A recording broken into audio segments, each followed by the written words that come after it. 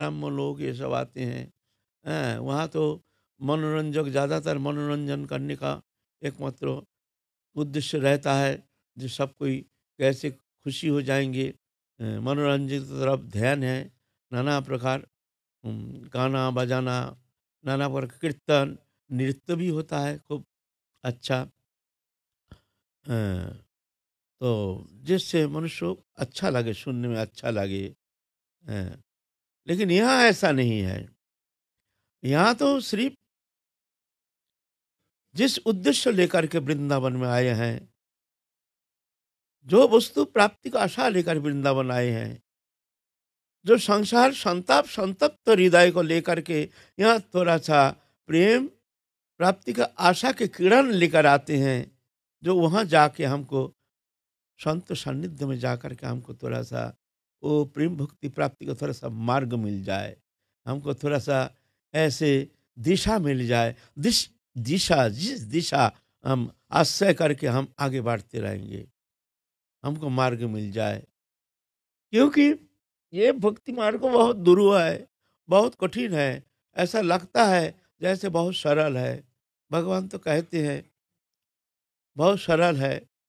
तमेव शरणं गच्छ सर्वभावेन भारत।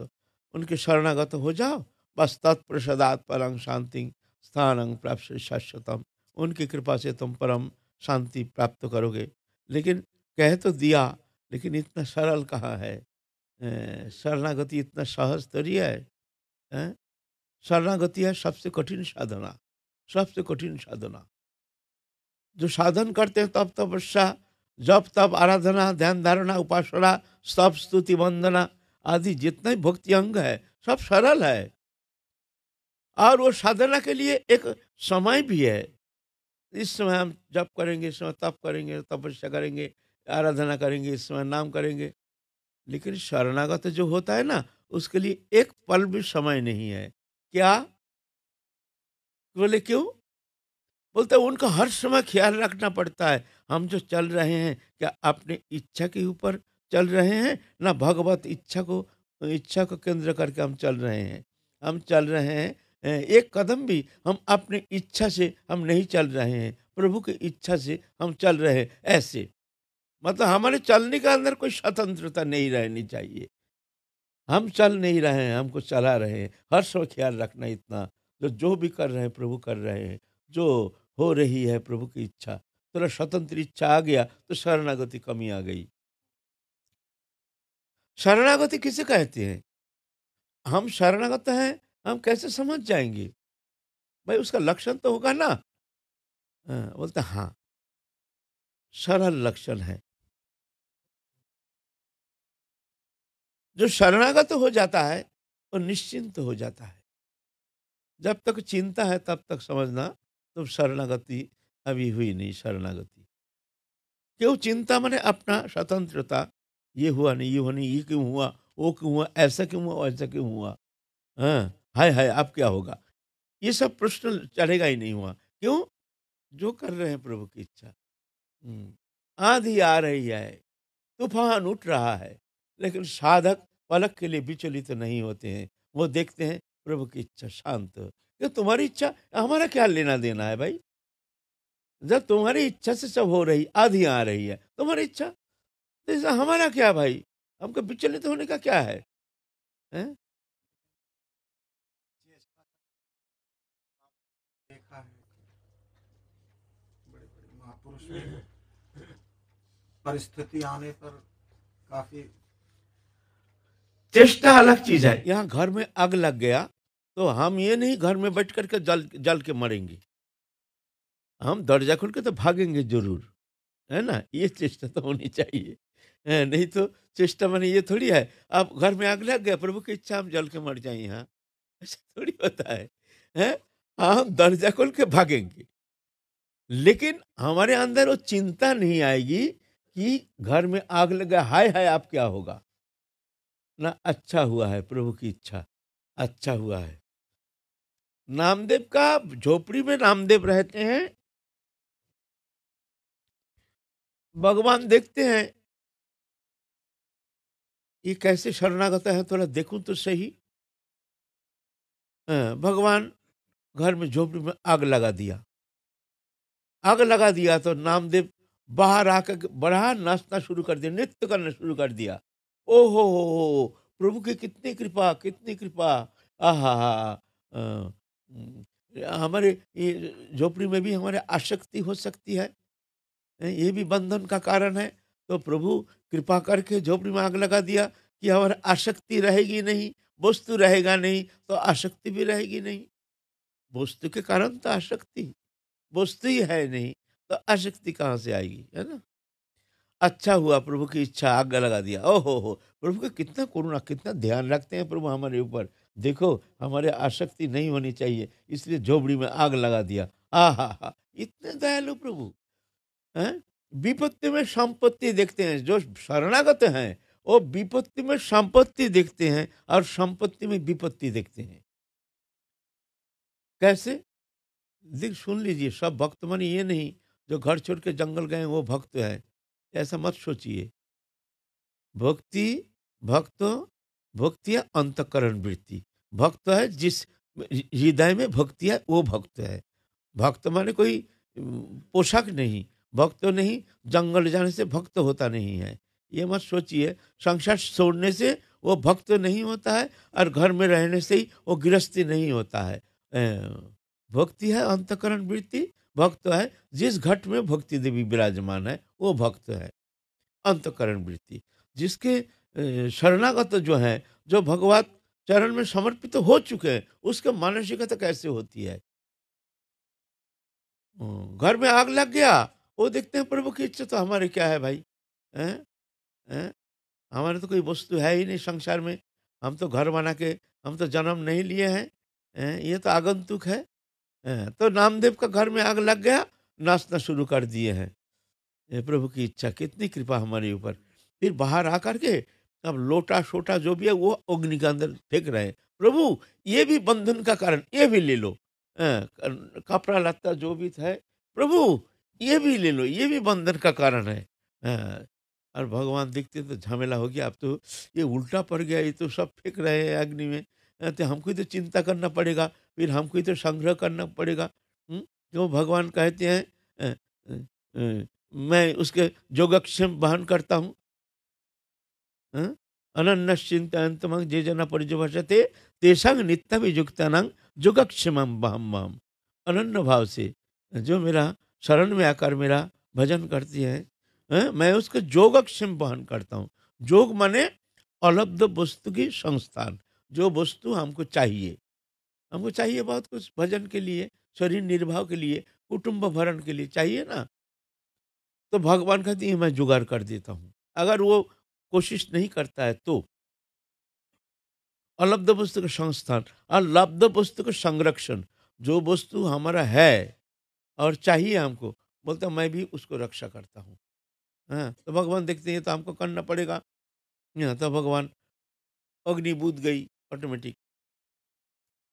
तो वो छप्पर वहीं पर रह रहे हैं नामदेव, घर के एक कोने में। इधर तो आधा जल गया, आधा तो जो भी है वहां पर बैठ बैठ। अच्छा हुआ प्रभु की इच्छा है।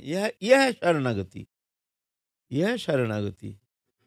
शरणागति ये नहीं जो मंदिर में जा करके दो केला प्रभु को भेंट चढ़ा करके, प्रभु हम तुम्हारे शरणागत हैं, शरणागत हैं, शरणागत हैं प्रभु, बेटी की शादी नहीं हो रही है प्रभु, आपके शरणागत हैं प्रभु, हमको रक्षा करो। बेटा का कोई नौकरी चाकरी है नहीं प्रभु, शरणागति प्रभु शरणागति।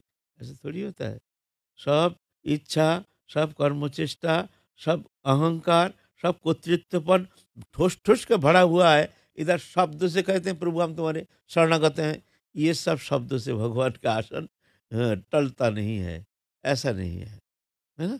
जैसे छोटा बच्चा माँ के गोदी में बैठ करके निश्चिंत हो जाता है, एकदम निश्चिंत हो, बस वो जानते ही नहीं है जो हम हमारे कुछ कोई कुछ बिगाड़ सकता है।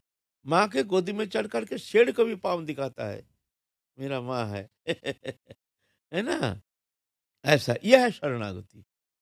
शरणागति कठिन साधना है ना, सबसे कठिन साधना शरणागति है। तो ये हमारे भक्ति मार्ग का शरणागति की साधना।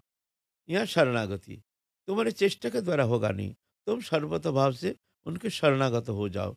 फिर प्रभु की कृपा से तुम परम शांति जो भी प्राप्त करना है प्रभु की कृपा से तुम प्राप्त करोगे, तुम्हारे चेष्टा से होगा नहीं, है ना। तमेव शरणं गच्छ सर्वभावेन भारत, तत्प्रसादात् परां शांति स्थानं प्राप्स्य शाश्वतम, है ना। तो दूर दूर से आते हैं ये वृंदावन में, हैं, आकर के थोड़ा सा सत्संग, साधु संग, महत संग, महत सान्निध्य, महत सेवा, इस सेवा करने का भी यहाँ सुযোগ मिलता है, हैं।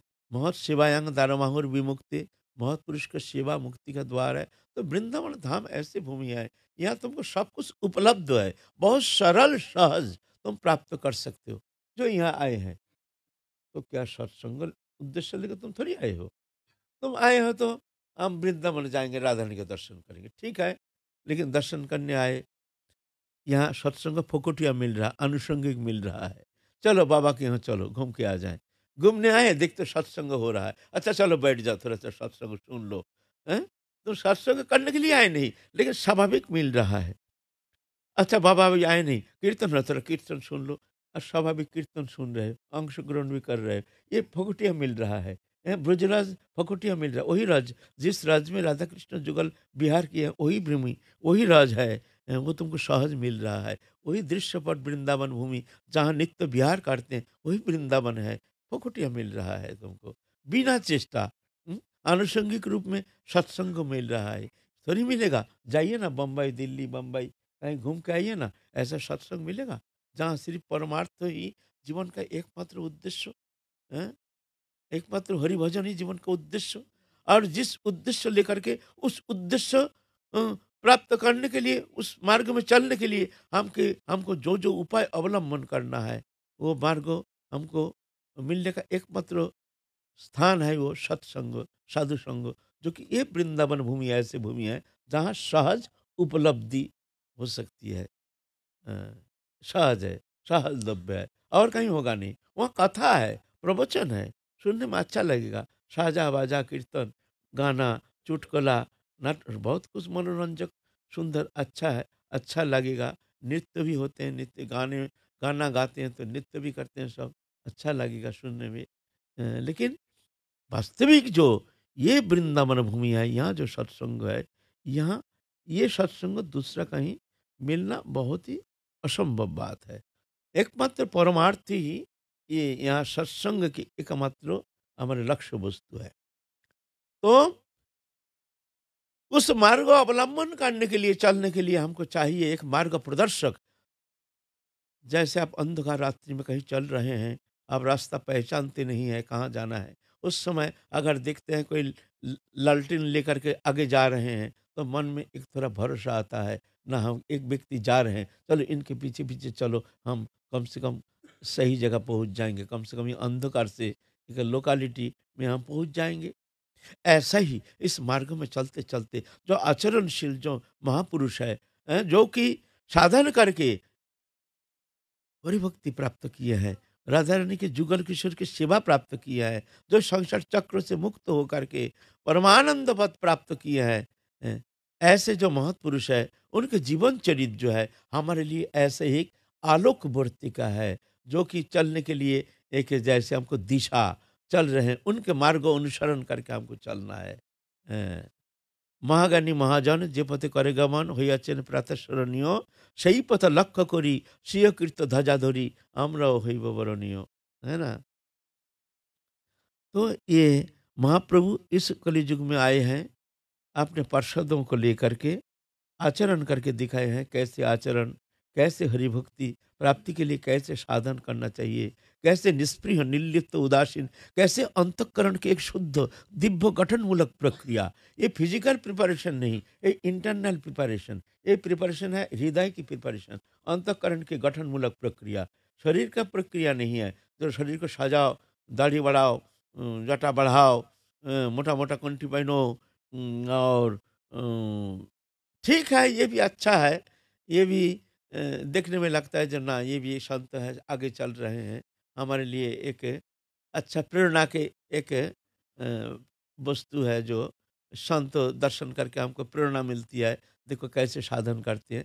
लेकिन ये तो बाहरी लक्षण है, मूल है अंतःकरण। अंतःकरण की एक गठनमूलक प्रक्रिया ये होना चाहिए। चाहे तुम गृहस्थी में रहो, चाहे जंगल में रहो। गृहस्थी में रहने से भी तुमको अगर अंतःकरण के ऐसे गठन नहीं हुआ, माने गठन क्या है? वो गठन अंतर्जगत एक कृष्ण भावनामय दृश्यमान जागतिक वस्तु पदार्थ के प्रति कोई आसक्ति नहीं, कोई रुचि नहीं, कोई अच्छा नहीं लगता है। हर समय भगवती चिंता, कैसे ये दुर्लभ मानव तनु पा करके हमको किस तरह से हमको राधा रानी के चरण कमल प्राप्ति करनी है, इसी जन्म में ये शरीर रहते रहते, नहीं तो बहुत भारी भूल हो जाएगा। उस भूल को मिटाने के लिए ना जाने कितना जन्म, ना जाने काल चक्र कहाँ से कहाँ कौन जोनी में फेंक देगा, कोई ठिकाना थोड़ी है। इसीलिए ऐसे भावना लेकर के जो एकमात्र हरिभजन ही, एकमात्र राधा रानी की उपासना ही हमारे जीवन का एकमात्र लक्ष्य है। ऐसे ये गठनमूलक प्रक्रिया, अंतःकरण के ऐसे गठन हो गया तो मान लो बहुत काम बन गया तुम्हारा। एक क्रियात्मक क्रिया करते हैं, नाम जप ध्यान धारणा करते हैं, उपासना करते हैं, आदि सब करते हैं, दर्शन करते हैं, परिक्रमा करते हैं, मंदिर जाते हैं, सभी हैं। लेकिन हमारे गठनमूलक प्रक्रिया माने हमारे अंतःकरण की जो गठन वो हुई नहीं। वहाँ तो विषय वासना, कामना, वासना, भोग वृत्ति, हैं, सब भरा हुआ है। तो ये क्रियात्मक जो है, एक क्रिया के द्वारा वहाँ पहुँचना तो संभव नहीं है। बोले तो क्रिया की वृथा जाएगी। हम जो क्रिया करते हैं, नाम जप करते हैं, हैं? सब पूजा पाठ आदि करते हैं, मंदिर जाते हैं, दर्शन करते हैं, साधु संत दर्शन सब, ये वृथा है? बोले ना, वृथा नहीं है। एक नाम भी तुमने विवश होकर भी राधा रानी के एक नाम भी तुमने उच्चारण किया, तो ये वृथा कभी जाने वाला है ही नहीं। हैं, है ना? संकीर्तन परिहर्षं हेलनमेव वा वैकुंठ नाम गृहणात अशिष अगहरंग विदु। संकेतन सांकेतिक शब्द के द्वारा, सांकेतिक भगवान के नाम सांकेतिक शब्द से हम व्यवहार करते हैं। राधे राधे, राधे राधे, मान किसी को बुला रहे हैं, हमको बुला रहे हैं, लेकिन सांकेतिक शब्द राधे राधे। अच्छा, राधे राधे राधे, बैठो, माने हम कह रहे हैं बैठो, सांकेतिक शब्द के द्वारा कह रहे हैं राधे राधे, राधे राधे, चुप, उस मत बोलो। हैं? अच्छा, राधे राधे, बोले अच्छा ठीक है, फिर मिलेंगे। तो इसको कहते हैं सांकेतिक शब्द। भगवान के नाम सांकेतिक शब्द, सांकेतन परिहास्यम, मजाक करके भगवत नाम उच्चारण। मजाक करके राधे राधे राधे राधे करके क्या होता है, इसमें क्या होता है? वो भी उच्चारण बोलते, वो भी वृथा नहीं जाती है। हेलन में बाबा, अवहेलन के साथ, "ऐ, दिन राजा राधे राधे राधे, ये क्या? ये परिहास्यम है, हेलन में बाबा। बोलते इसमें भी अशेष अघहरंग विदु, अशेष अमंगल को नष्ट करने में सामर्थ्य है। ऐसा अगर कोई अगर भगवान का नाम उच्चारण करते हैं, हम नहीं कह रहे, ये शास्त्र आदि पुराण के श्लोक है, ये ऐसे है ना। तो ऐसा नहीं है, जो हम क्रिया करते हैं वो वृथा जा रही है, वृथा नहीं, लेकिन समय लग जाएगा, समय लग जाएगा। अगर जल्दी जाना चाहते हो, इस संसार चक्र से मुक्त होना चाहते हो, क्योंकि समय कम है, चलना बहुत दूर है, ना जाने कैसे तुमको एक मानव जन्म मिल गया है, प्रभु ने कृपा करके एक मानव जन्म दे दिया। सिर्फ मानव जन्म दिया नहीं, फिर देखो तुमको भजन करने का प्रवृत्ति दे दिया, फिर प्रवृत्ति ही नहीं, तुमको सदगुरु चरणाश्रय भी करा दिया है। उतना ही नहीं, फिर तुम वृंदावन में राधा रानी के चरण प्रांत में आने का मौका भी दे दिया। फिर इतना ही नहीं, राधा रानी के चरण प्रांत में आकर के राधा रानी की सेवा प्राप्ति करने का मार्ग भी तुमको मिल गया है। और फिर भी तुम अगर नहीं चलते हो, तो दुख की बात है ना?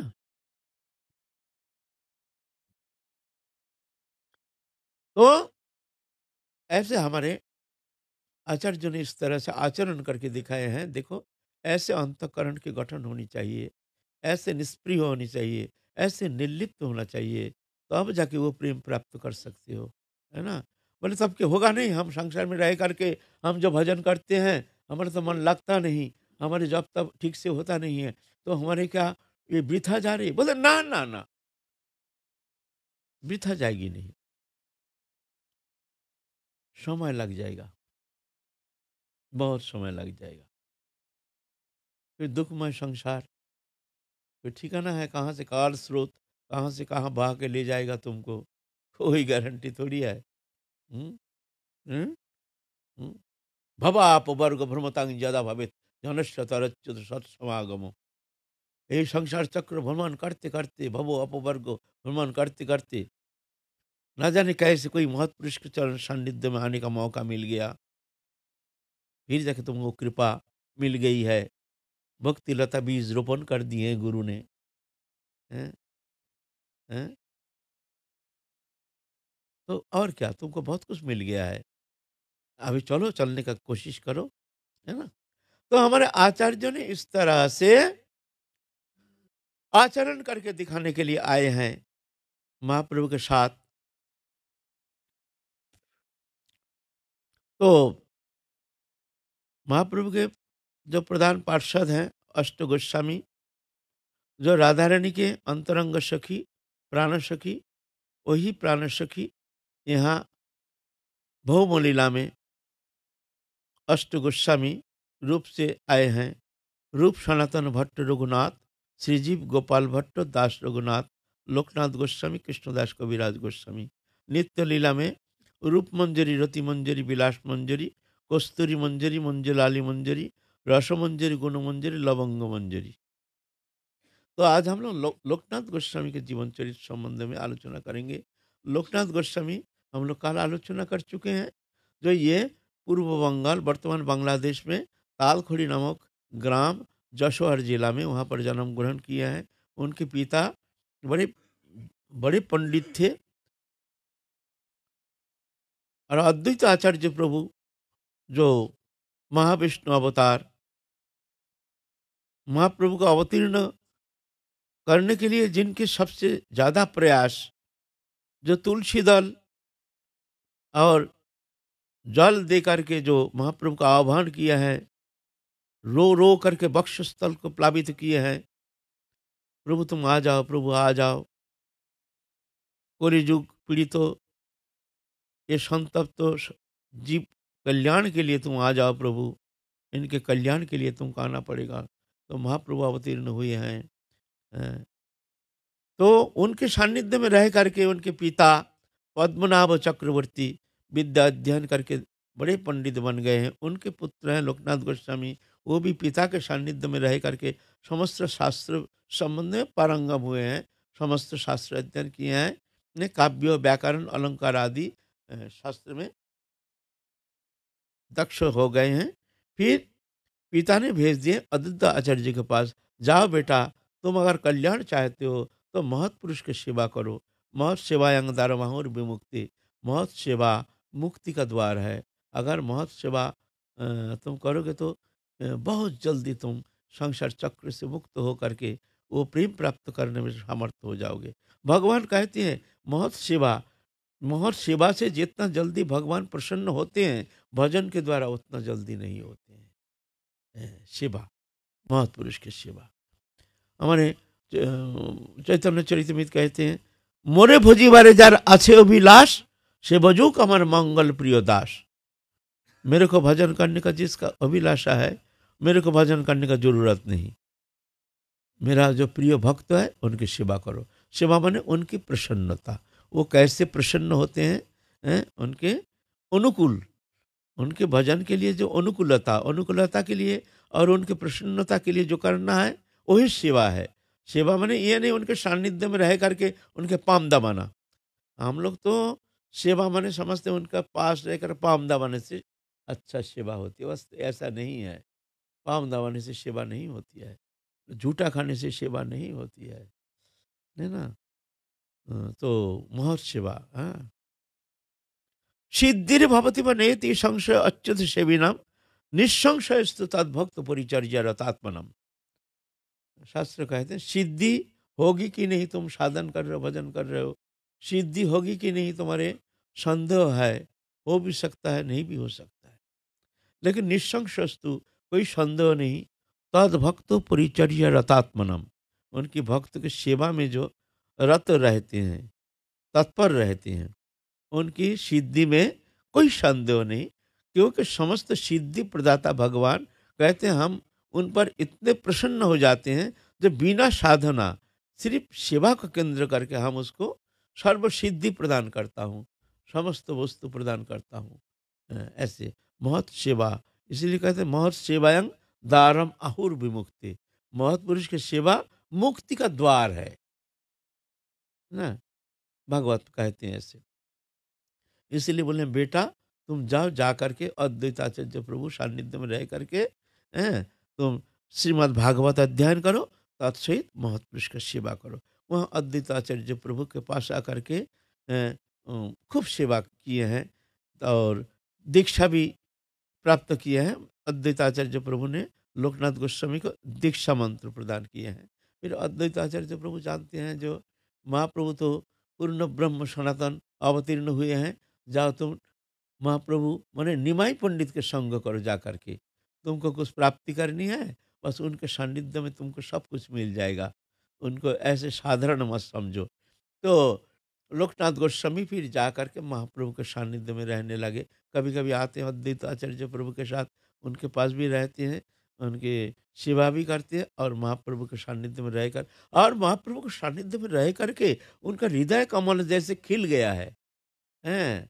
क्योंकि प्रेम पुरुषोत्तम तो उनके सानिध्य में रहने से ही उनके हृदय खिल गया, जैसे पलक के लिए उनके चलन छोड़ करके कहीं जाने का मन ही करता नहीं है।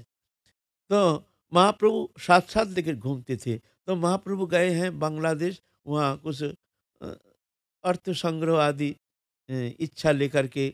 तो ऐसे ही भौम लीला तो महाप्रभु कभी भगवान कभी दरिद्री आती है, भौम लीला।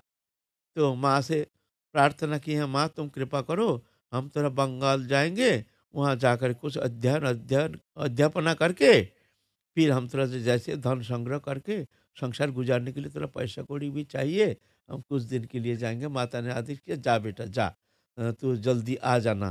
तो जल्दी गए, लोकनाथ गोस्वामी को साथ लेकर गए हैं बांग्लादेश। वहाँ जा करके वहाँ तो बहुत प्रचार किए हैं, और बहुत बहुत सारे लोग जब उनके सानिध्य में जो भी आते हैं, उनको दर्शन मात्र ही उनमें इतने प्रभावित हो जाते हैं, जब उनके ऐसे दिव्य दर्शन, ऐसे तो घुंघराली केश, आकर्ण नेत्र, मुक्ता जैसे दंत पंक्ति, ओष्ठाधर जैसे बिंब फल जैसे, और कांचन वरण ऐसे शरीर के अंग कांति, और सुठाम, स्फीत वक्ष, सुठाम देह, घुंघराली केश, माने जो भी आते हैं भगवान है ना, तो उनको दर्शन मात्र ही प्रभावित, ऐसे प्रभावित हो जाते हैं। और 2-4 दिन रह करके उनकी कृपा से ही वो पंडित हो जाते हैं। महाप्रभु ऐसे लीला किए हैं। लोकनाथ गोस्वामी साथ थे, तो बहुत सारे धन, पैसा कौड़ी, धन दौलत के सोना, कोई भी सोना का हार चढ़ाए, कोई कुछ चढ़ाए, इस तरह से बांग्लादेश में रह करके फिर महाप्रभु सब धन संपत्ति को संग्रह करके आए हैं घर में। आ करके सुने हैं जो लक्ष्मी प्रिया देवी विरह दशा में, महाप्रभु के विरह में प्राण त्याग दिए हैं। सुन करके बहुत दुखी हुए हैं। लोकनाथ गोस्वामी भी उस समय रहते हैं साथ। आप महाप्रभु का प्रकट अपने को प्रकाश करेंगे। इतना दिन महाप्रभु साधारण मनुष्य जैसे नरो लीलावत कैवल्यम, एक साधारण मनुष्य जैसे भगवान लीला करते हैं, कोई पहचान नहीं पाते हैं कि ये भगवान है। ये भगवान की ये भौम लीला में ये विशेषता है। देखिए ना, कृष्ण जब अवतीर्ण हुए हैं, कौन जानते थे जी पूर्ण ब्रह्म सनातन, हैं? अनादिरादि गोविंद सर्व कारण कारणम। विष्णु पुराण जहाँ कहते हैं जस्य पद नख जस्ना परम ब्रह्मति शब्दितंग सएव वृंदावन भुविहरि नंदिर नंदन। जिनकी नख किरण की छटा, जिनके पद नख किरण की छटा पर ब्रह्म कहते हैं। जस्य पद नख जस्ना परम ब्रह्मति शब्दितंग, जिनके चरण के नख कमल, उनकी जो चंद्रिमा, उसके छटा, उसको पर ब्रह्म कहते हैं। स एव वृंदावन भुविहारी नंदिर नंद, वही अभी नंद अंगन में खेल रहे हैं, वही पूर्ण ब्रह्म सनातन। विष्णु पुराण कहते हैं ऐसे, है ना। तो भगवान थोड़ी जानते, देखो ना, उनको दुश्मन के साथ लड़ाई करते करते करते करते ब्रज में आने का मौका ही नहीं मिला। भगवान उनके दुश्मन, और दुश्मन भरा हुआ है एकदम, इतना दुश्मन। मथुरा में गए हैं, उधर से आक्रमण किए हैं जरासंध, और दो भाई तो चारों ओर घेर लिए हैं। अ, इतना अक्षौहिणी सेना लेकर के मथुरा घेर लिए हैं, और कृष्ण बलराम दोनों जा करके लड़ाई करके तो सब बहुत सब सेना को सब नष्ट भ्रष्ट कर दिए हैं, मार दिए हैं। फिर जरासंध को मारेंगे, बलराम जा करके पकड़ लिए हैं जरासंध को। तो कृष्ण कहते हैं, भैया भैया भैया तुम ऐसा काम मत करो भैया। क्यों क्यों ऐसा क्यों? ना भैया देखो, हम लोग कहाँ हमारे दुश्मन को ढूंढेंगे, ढूंढना पड़ेगा ना, ढूंढ ढूंढ के मारना पड़ेगा ना, तो हमको ढूंढना पड़ेगा, वृथा परिश्रम करना पड़ेगा। बोले तो क्या करें बताना, तू सही ठीक से बताना क्या चाहता है। इसको छोड़ दो, ये ना संग्रह करके ले आएगा सब दुश्मन को, और हम लोग बैठे बैठे यहाँ मारेंगे। जरासंध को छोड़ दो, उसको मत मारो। जरासंध को छोड़ दिया। फिर जरासंध फिर कुछ दिन फिर 17 सेना लेकर के फिर चारों ओर घेर लिया मथुरा प्रदेश। फिर भगवान इस तरह से दोनों भाई मिलकर के खूब शत्रु को सब संहार किए हैं। फिर इस तरह से भैया छोड़ दो, फिर संग्रह करके ले आएगा।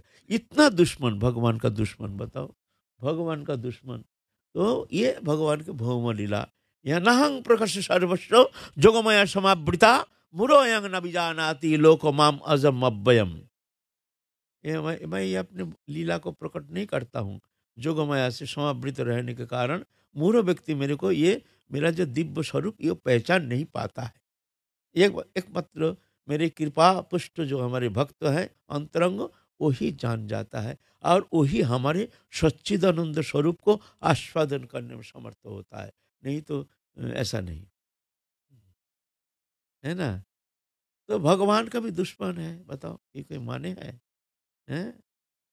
भगवान ब्रज में लौट के आने का मौका ही नहीं। ऐसे ही कृष्ण चैतन्य महाप्रभु भी ऐसे लीला कर रहे हैं जोगमाया से, इस समावृत रहने के कारण। सब जानते हैं ये पंडित है, बहुत बड़े पंडित हैं, देखने में बहुत सुंदर है, लेकिन बहुत घमंडी है, बहुत घमंडी। माने किसी को मानते ही नहीं है जो ये हमसे बड़े पंडित हैं, ऐसे हुंकार मारते थे। है कोई नवद्वीप में हमसे कक्षा करने वाला पंडित? पंडित है, बड़े बड़े पंडित तो बोलते हैं सब बड़े बड़े, ठीक है, हमारे सामने आके कक्षा करें, देखे तब तो जाने, हमको हराए जो तो जानेंगे जो पंडित है, नहीं तो हम पंडित मानते। ऐसे टंकार मारते थे, टंकार, दोनों से टंकार मारते हैं ना, तो सब जानते थे बड़ा घमंडी है, माने महाप्रभु को बड़े घमंडी जानते थे।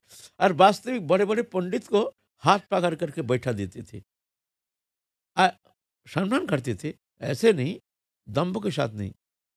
पंडित जी दंडवत, बड़े जो हैं उम्र से बड़े, हाँ, बताओ निमाई पंडित ठीक हो? हाँ, ठीक है, बैठिए। थोड़ा हमसे एक प्रश्न है, थोड़ा-सा जिज्ञासा करेंगे आपसे, आप थोड़ा उत्तर दे के हमको थोड़ा समझा दीजिए। और ऐसा प्रश्न करते हैं और उत्तर दे नहीं पाते हैं। हैं? ये उनका ऐसे काम है। मुँह नीचा करके ऐसे बड़े पंडित, बड़े अध्यापक, हाँ, महाप्रभु उस समय अध्यापना करते हैं। ये अध्ययन करते हैं, अध्ययन करते हैं। बालक हैं, और क्या कला व्याकरण पढ़ रहे हैं, व्याकरण के पंडित है, और बड़े बड़े पंडित को इस तरह से हरा देते हैं, और उन लोग माथा नीचे करके चले जाते हैं। एक बालक, छोटा सा बालक, कितना उम्र है, 15-16 साल, 15-16 साल, हैं। टंकार देते, सामने बैठने वाला कोई है नहीं। एक बार मुरारी गुप्त महाप्रभु के पार्षद, वो था हनुमान के अवतार, हैं, वो राम उपासक, उम्र में बहुत बड़े हैं और बहुत अध्ययन किए हैं, तो व्याकरण तो पढ़े हैं, तत्सहित तुम्हारा न्याय पढ़े हैं, फिर अलंकार शास्त्र आदि। ये अलंकार शास्त्र जो है ना, ये आखिर में अध्ययन करते हैं। पहले तो व्याकरण अध्ययन करते हैं, उसके बाद न्याय, उसके बाद पतंजल आदि सब अध्ययन करके आखिर में शब्द अलंकार आदि सब कठिन अलंकार शास्त्र पढ़े हैं, बहुत बड़े पंडित हैं। वो भी महाप्रभु उनको भी पकड़-पकड़ के उनसे उनसे कक्षा करेंगे, और उम्र में बड़े हैं। बड़े होने से क्या होता है, एक दिन क्या हुआ, एक दिन क्या हुआ, मुरारी गुप्त तो जा रहे हो, वैद्य का काम करते, वैद्य माने दवादारी जड़ी बूटी का काम करते। उस समय तो और एलोपैथिक ट्रीटमेंट हमारे भारत में था नहीं, उस समय हमारे आयुर्वेदिक चिकित्सा ही उस समय था। तो ये आयुर्वेदिक वैद्यगिरी करते थे। नवज देखना वैद्यगिरी उनका। अभी जो नाना प्रकार तुम्हारा अल्ट्रासाउंड पल्ट्रासाउंड ये सब हुआ है, उस समय नवज देख के ही सब बता देते थे, ये बीमारी ये बीमारी ये बीमारी ऐसे हैं। नवज का ऐसे ज्ञान था। हाँ, अभी तो अल्ट्रासाउंड करो वो करो सब टेस्टिंग करो, एक तो ठीक हो गया, बस 10 टेस्टिंग लिख देंगे, 20,000 रुपये खर्चा करा देंगे। हमको तो ऐसे चल रहा है धंधा है। थोड़ा खांसी हो गया, पूरा टेस्टिंग करेंगे, ब्लड से लेकर के अपना केस तक पूरा टेस्टिंग करके छोड़ देंगे, और 20,000 रुपये 22,000 रुपये का एक तो बिल धरा देंगे आपको। लेकिन उस समय ऐसा नहीं था, नवज देख के बता देते थे। ऐसे वैद्य वैद्य था तुम्हारा ये मुरारी गुप्त, बड़े वैद्य था और बड़े पंडित है, दिग्गज पंडित। और निमाई पंडित उस समय बालक, 16 17 साल के, 18 साल हमारा नवीन जुबान युवक, जो युवक देखने में बड़े सुंदर, अद्भुत सुंदर, और इतने सुंदर अ, मुखमंडल।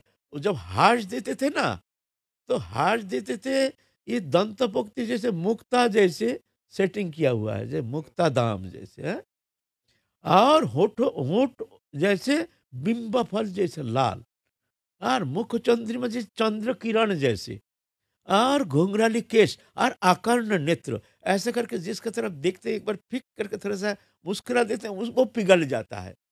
वो हो गया उसका, उसका मन ही फिर मन रहता नहीं है, छूट जाता है हाथ से, लग जाता है महाप्रभु के चरण कमल में आकर के, वो इससे संलग्न हो जाता है, वो शोध बोध खो जाता है, घर का रास्ता भूल जाता है। ऐसे महाप्रभु के ऐसे सुंदर रूप माधुरिमा। हाँ, लेकिन उद्धत तो ऐसे, उद्धत तो घमंड बहुत, भगवान है ना। एक दिन मुरारी गुप्त तो, हम तो लोकनाथ गोस्वामी का जीवन चरित्र कहने जा रहे थे, लेकिन थोड़ा सा मजा आ गया, थोड़ा सा बोलने के लिए थोड़ा इच्छा हो रही है। महाप्रभु उस समय कला व्याकरण अध्ययन करते हैं, व्याकरण अध्ययन कर रहे हैं, और कोई न्याय भी पढ़े नहीं है।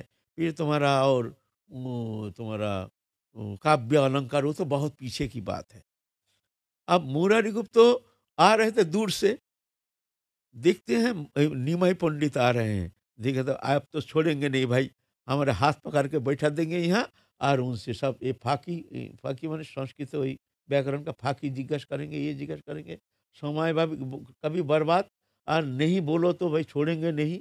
हैं, नाना प्रकार हंसी मजाक करेंगे। भाई क्या जरूरत है, जरा एक दीवार के साइड में चुप दुबक गए, जे ये निकल जाएंगे, फिर चुपचाप हम निकल जाएंगे।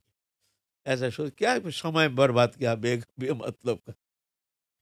और दूर से निमाई पंडित देख लिया, जो मुरारी गुप्त तो देख करके दीवार का पीछे दुबक गया है। अच्छा, महाप्रभु बड़े बड़े मजा किया तो है ही है। जाते जाते जाते दीवार के पास जा करके,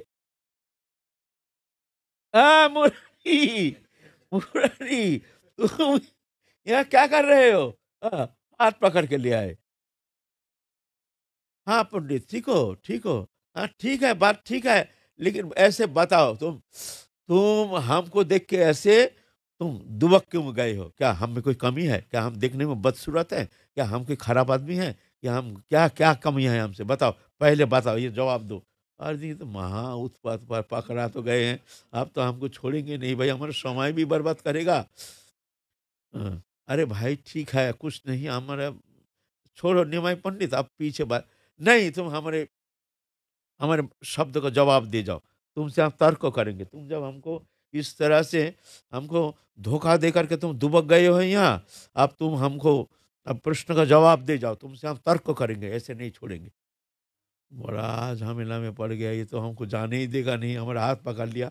एक दीवार, वही जो रास्ते में किसी का घर का बरामदा का समान जगह होता है ना, हाँ, बरामदा जैसे खोला जाएगा, ऐसा जगह में बैठो यहाँ, हाथ पकड़ के बैठा दिया। बोले क्या बोलना है बोलो भाई, हमको जाना है, बहुत काम है ना, हमारे प्रश्न का जवाब दे जाओ, नहीं तो तुम कब छोड़ेंगे नहीं। आप मुरारी गुप्त देखते हैं, इसको हम इस तरह से फंसाएंगे आज, जो जीवन में हमारे साथ कभी कक्षा नहीं करेगा। क्यों? ये तो अभी अलंकार शास्त्र आदि पढ़ा नहीं है, तो इसको हम अच्छी तरह से फंसाएंगे। जीवन में कक्षा करने का कभी साहस नहीं करेगा। मन में ऐसे अहंकार है ना, ये तो जानता नहीं है जो भगवान है। अच्छा बोलो, क्या क्या तुम्हारा जिज्ञासा क्या है? तुम तो वही व्याकरण का फाकी जिज्ञासा करोगे, और वही बच्चा का व्याकरण, व्याकरण शास्त्र, इस विषय में हम कोई इंटरेस्ट नहीं लेते हैं भाई। ये सब बच्चों का शास्त्र है। हम करो तो कोई अच्छा कोई शास्त्र संबंध में तर्क करो, तो हम तुमसे बात कर सकते हैं। महाप्रभु कहते हैं, तुम्हारा जो शास्त्र, तुम्हारा ज्यादा जानकारी है, वो शास्त्र हमको हमारे सामने लाओ, और उस शास्त्र संबंध में हम बात करेंगे, तर्क करेंगे। आप मुरारी गुप्त सोचे, आप तुमको हम दिखाएंगे डायजा।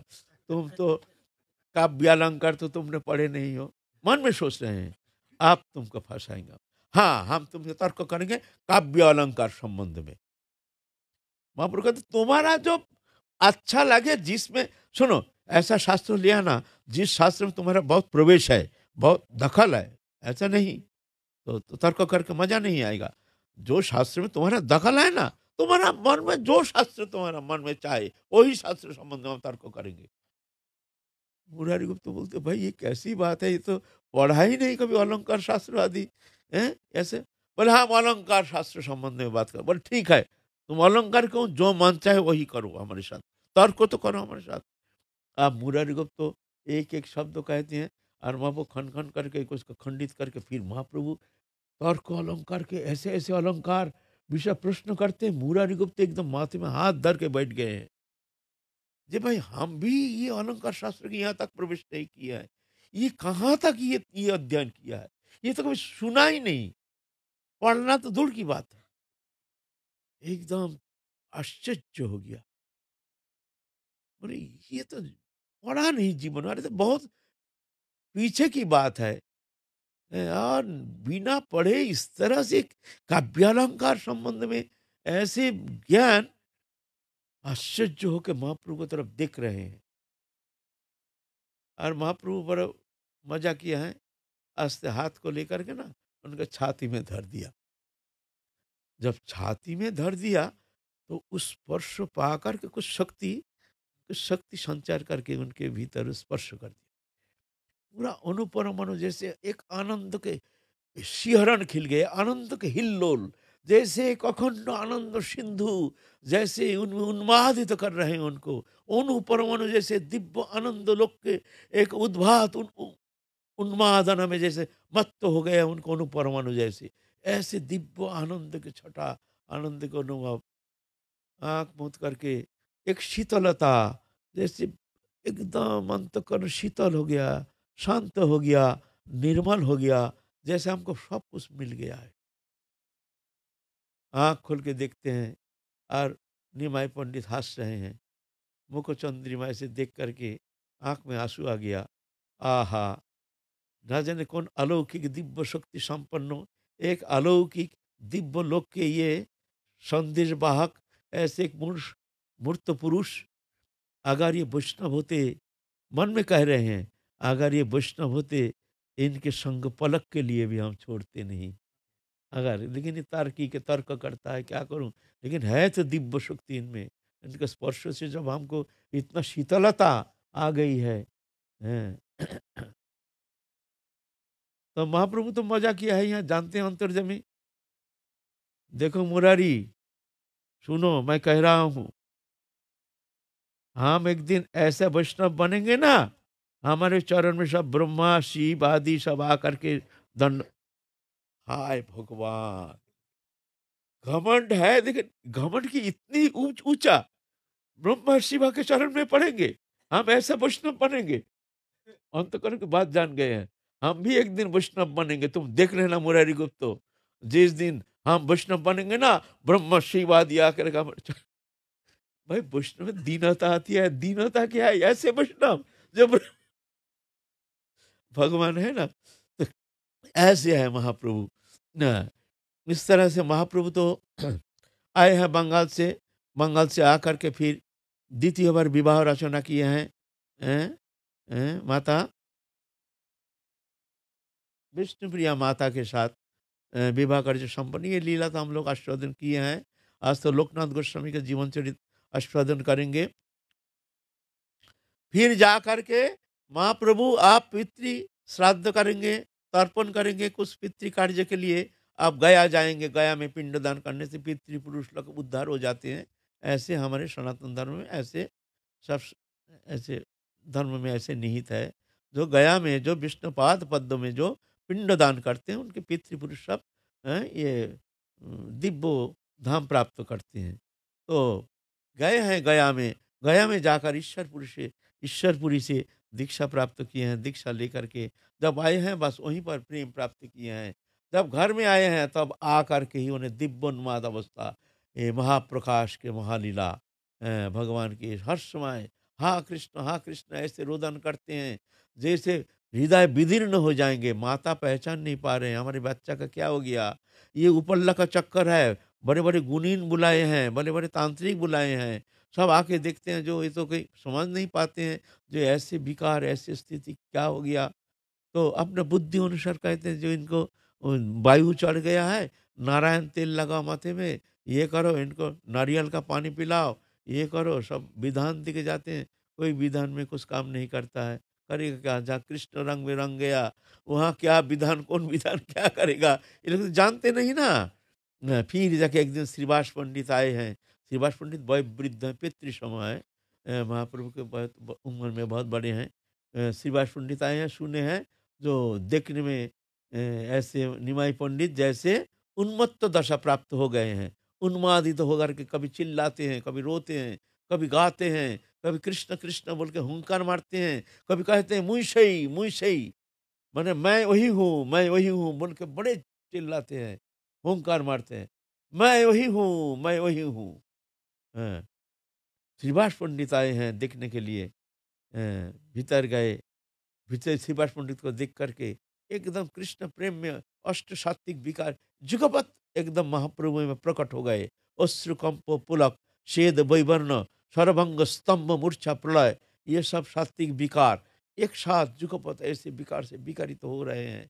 और हा कृष्ण बोल के ऐसे अश्रुधारा, दिव्य अश्रुधारा से वक्षस्थल जैसे धो रहे हैं, अभिषेक कर रहे हैं जैसे अपने वक्षस्थल।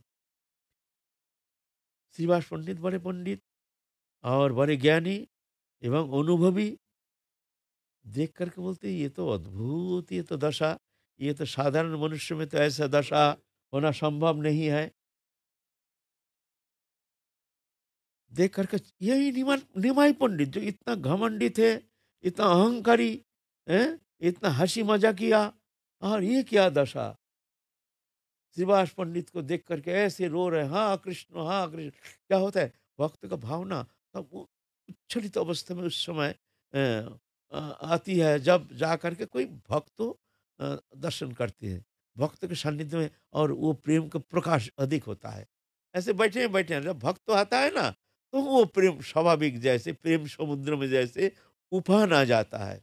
ऐसे श्रीवास पंडित को देख करके ऐसे प्रेम अश्रुकंप पुलक शेद वैवर्ण, हैं, ऐसे पुलक देख रहे हैं श्रीवास पंडित की तरफ। श्रीवास पंडित तुम बोलो ना हमारा ये क्या हो गया। कोई कहते हैं हमारे वायु हो गया, वायु रोग। कोई कहते हैं हमारे भूतग्रस्त हो गया, ग्रहग्रस्त हो गया। तो कोई कहते हैं इसको ये वायु प्रकोप है। तुम क्या देखते हो हमको देख के बताओ। तो श्रीवास पंडित एक शब्द कह रहे हैं जो तुम्हारे जो बाई ताहा आमी चाई बांग्ला में कहती हैं। चाई मैंने हम कामना करते हैं कि ऐसा वायु अगर हमारा हो जाता तो हम धन्य हो जाते। तुम्हारा जो वायु है ये वायु अगर हम में हो जाता तो हम धन्य हो जाते। तुम्हारे जो बाई तहाँ आमी चाई, माने वो मैं चाहता हूँ ऐसे बाई। हैं, तुम धन्य हो निमाई पंडित, तुम धन्य हो, तुम धन्य हो, तुम धन्य हो। आज तुम कृतकृत्य हो, आज वो प्रेम तुम में देखने में आ रहा है। हम कृतकृत्य हो गए हैं, हम धन्याति धन्य हो गए हैं जो आज निमाई पंडित आहा ऐसे दिव्य भवोन्माद अवस्था में दिव्य विभावित होकर के कृष्ण प्रेम में विगलित हो रहे हैं। आज हम भी ये दशा देख करके हम आज धन्य है, कृतकृत्य है निमाई पंडित।